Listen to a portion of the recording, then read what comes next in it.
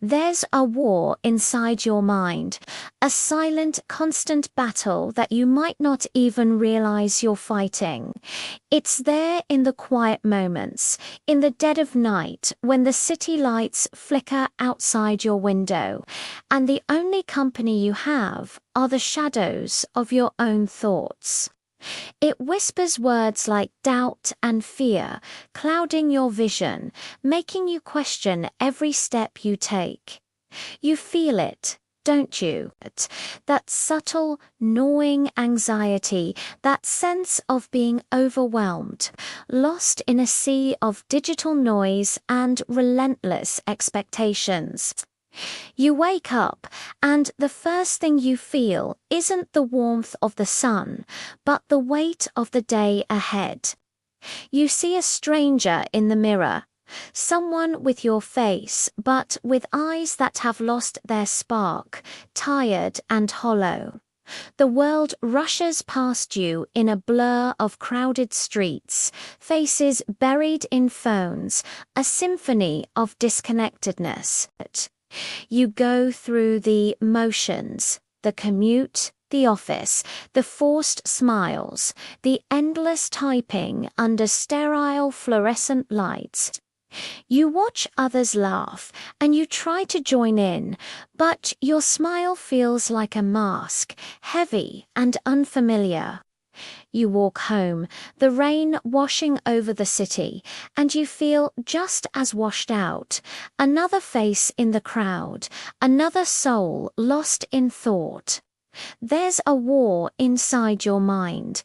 Have you noticed it? It wasn't always this way. Do you remember? Do you remember a time when your heart was full of dreams, when your hands were eager to create, to build, to leave a mark on the world? Maybe you were an artist, sketching designs in a sunlit room, lost in the flow of your own imagination. Maybe you were a writer, a musician, an explorer. The world was a canvas, and you were ready to paint your masterpiece. But then life happened. Routine settled in like a thick fog. The vibrant sketches were packed away, replaced by stacks of office files. The ticking clock became the soundtrack of your life. Each tick no ho ho, A-E-R, a dream, a possibility fading away. Dreams fade when fear and routine take over. The voice of doubt grows louder than the voice of passion. You're not good enough, it says. It's too late. It's too risky. Just be sensible. And so you listen. You choose the safe path, the predictable road. But Antoine doesn't mean happy. It often means a slow, quiet surrender. You find yourself in a meeting, your mind going blank, your heart pounding in your chest, palms sweating. You're driving at night, gripping the steering wheel, Chansha the Dongguang streaming past like lost moments, and you feel utterly, terrifyingly empty. This is the breaking point. The moment you realize that the silent war has almost been lost, the moment you understand that something has to change.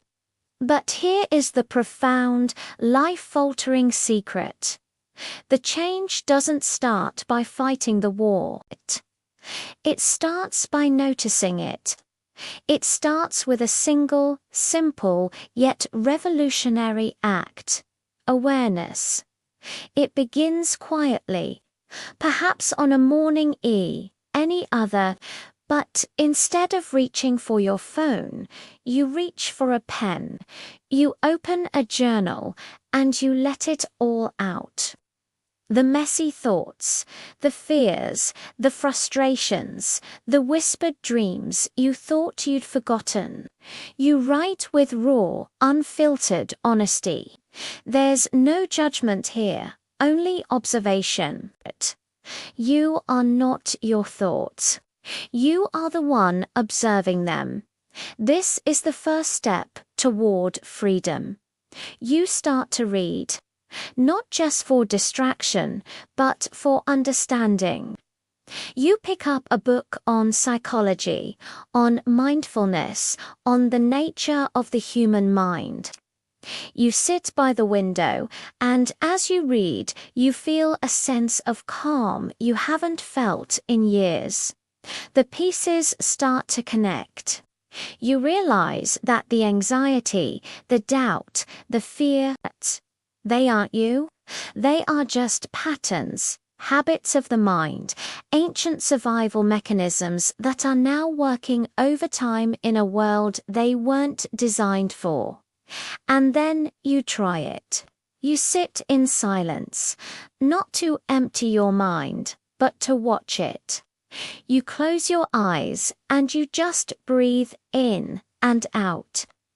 And of course, the thoughts come. Worries about work, replaying Dingen conversations, planning the future. But this time, you don't fight them. You don't cling to them. You just watch them float by like clouds in the sky. You see the words fear, doubt, and worry form, and you watch them dissolve. You treat them not as commands, but as suggestions. Suggestions you are free to decline. In this quiet space, you have a revelation. A line forms in your mind, and you write it down. A truth so simple it's earth-shattering. My mind is not my enemy. It's just scared. Your mind isn't malicious.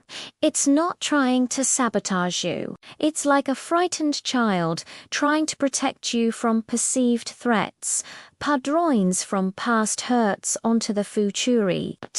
And what does a scared child need? Not scolding, not suppression, but compassion, understanding, a gentle hand. This is the habit of awareness. It's the practice of stepping back and observing your own mental and emotional landscape without judgment. It's noticing the tension in your shoulders when you're stressed. It's noticing the critical voice in your head and not automatically believing it. It's noticing the impulse to scroll endlessly on your phone and choosing to put it down and take a breath instead. It's noticing the beauty of a sunrise, the taste of your coffee, the feeling of the rain on your skin. It's not a magic pill. It's a practice. A daily, moment-by-moment commitment to being present. It's like building a muscle. At first, it's difficult. Your mind will wander 1,000 times. But each time you gently bring it back, the muscle gets stronger. You are retraining your brain, carving new neural pathways. Pathways of calm, of clarity, of self-compassion. When you cultivate awareness, you stop being a prisoner of your own mind. You become its caretaker. You create a space between a feeling and your reaction to it. In that space lies your power. In that space lies your freedom. Anxiety might still visit, but it no longer owns the house. Doubt might knock on the door, but you don't have to let it in. You start to see the world differently. The commute is no longer a blur. It's a chance to observe the incredible tapestry of human life. The office is no longer a cage. It's a place where you can practice patience and empathy, both for your co-workers and for yourself. The forced smile is replaced by a genuine one, born not from obligation, but from a newfound inner peace. Your old dreams. They start to stir again. That sketchbook might find its way out of the box. You might start writing that first chapter, composing that first melody, not with the frantic pressure to succeed, but with the simple joy of creating, of expressing the person you are rediscovering. Fear hasn't vanished entirely, but it's no longer in the driver's seat. It's in the passenger seat, and you can hear it, but you're the one steering. You're the one choosing the destination. Look at the sunrise.